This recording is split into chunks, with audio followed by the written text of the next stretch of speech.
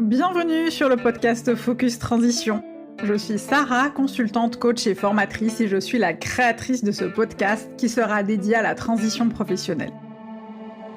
Alors que tu sois en plein retour au salariat après une période d'inactivité, en train de créer ton entreprise ou en pleine réflexion au sens que tu veux donner à ton avenir professionnel, cet espace est fait pour t'aider à cheminer, prendre les décisions qui soient les plus justes pour toi et enfin te mettre en action et construire la vie professionnelle de tes rêves. Peu importe d'où tu viens, peu importe ton expérience, cette émission est pour toi. Alors installe-toi confortablement et c'est parti pour l'épisode du jour.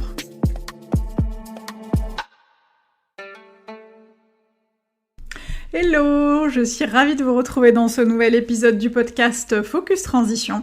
Aujourd'hui, on va parler du retour au salariat et je vais vous donner 5 choses à savoir pour réussir le retour au salariat. Pourquoi ce sujet ? Parce que c'est un sujet qui me tient particulièrement à cœur, puisque j'ai moi-même eu à faire ce retour au salariat il y a un peu plus d'1 an, puisque j'ai créé mon entreprise de coaching, de formation et de conseil il y a quelques années.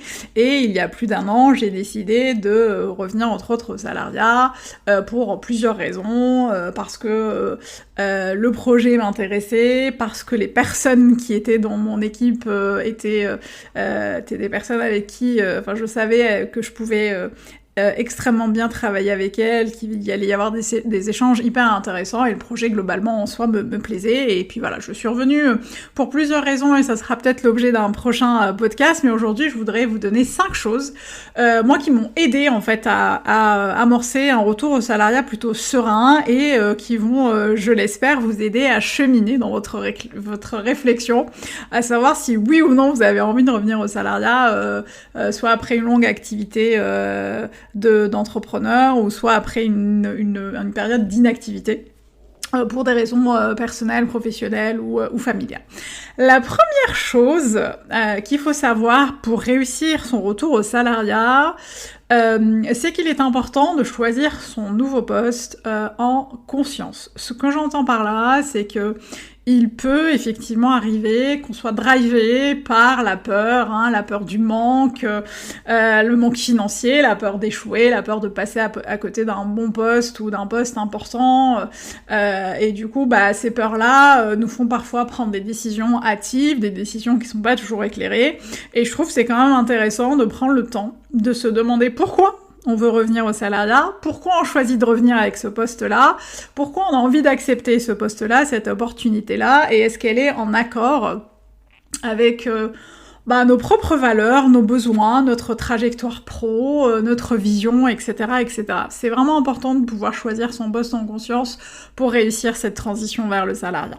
La deuxième chose, c'est de faire fi des expériences passées. Parce que là aussi, je sais que par expérience aussi, on a parfois tendance à penser à ce qui nous a fait partir du salariat, à tous les questionnements, les doutes, les interrogations qu'on peut avoir, les peurs aussi parfois qu'on peut avoir par rapport aux expériences passées. On a parfois besoin de se projeter par rapport à ces expériences en se disant que on va potentiellement vivre les mêmes choses, etc., etc. Et je trouve là aussi intéressant de passer de ce mindset où on pense toujours à ce qui nous a fait partir au salariat et du coup passer de ça à ce qui pourrait nous donner envie d'y revenir. C'est un exercice qui peut être intéressant parce qu'on va être surpris et surprise parce que par rapport à ce qu'on pourrait penser, on peut être surprise par rapport aux choses qui nous viennent en tête, surpris et surprise par rapport aux choses qui nous viennent en tête, et je trouve ça intéressant de pouvoir se dire ok, j'ai vécu des choses dans le passé, dans le salariat qui ne me convenaient pas, mais ce n'est pas pour ça que ça va forcément se reproduire. Le troisième point, c'est de pouvoir être indulgent et indulgente avec soi, puisque la transition pro et notamment le retour au salariat, c'est des choses qui prennent du temps. Il faut du temps, de l'espace, de l'énergie pour bien s'ancrer dans sa nouvelle situation, dans sa nouvelle fonction, dans son nouveau poste, et encore plus si c'est un poste de manager ou si c'est un poste à responsabilité. C'est hyper important d'être indulgente avec vous parce que c'est de l'expérience que naît la confiance, c'est de l'expérience que vous allez vous sentir de plus en plus à l'aise, et là pour le coup je parle vraiment en connaissance de cause. C'est hyper important de se laisser ce temps-là, de slow down, de respirer un bon coup et de se dire que les choses vont finir par s'ancrer, vont finir par se réajuster parce qu'on se laisse ce temps-là.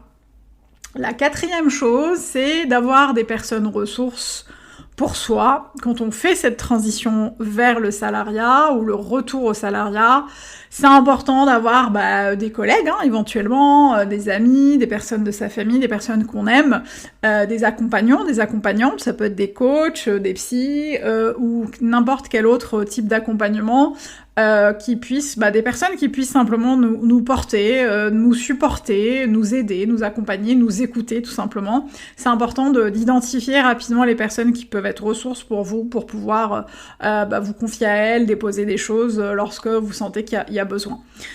La 5e chose, et non des moindres, c'est de prendre conscience que les erreurs sont ok. Les erreurs sont permises, c'est ok de se tromper. On peut reprendre une activité salariée dans une équipe, dans une entreprise, au sein d'une équipe avec des sujets qui ne sont finalement pas ceux qui nous intéressent. On peut se tromper parce qu'on n'a peut-être pas pris le temps justement d'étudier tous les contours de cette opportunité, mais ce n'est pas parce qu'on s'est trompé cette fois qu'on va se tromper toujours. Ce n'est pas parce qu'on s'est trompé cette fois que les dés sont jetés. Rien n'est figé, les choses sont aussi là pour parfois s'améliorer aussi. Se mettre en place, s'ancrer, s'ajuster, se réajuster, être modifié, le changement tout simplement. Et si ce n'est pas le cas, il existe d'autres opportunités, il existe d'autres portes de sortie. Et je trouve que c'est intéressant aussi et important dans ces cas-là de se dire ok, j'ai testé, j'ai essayé, ça n'a pas fonctionné, c'est pas si grave.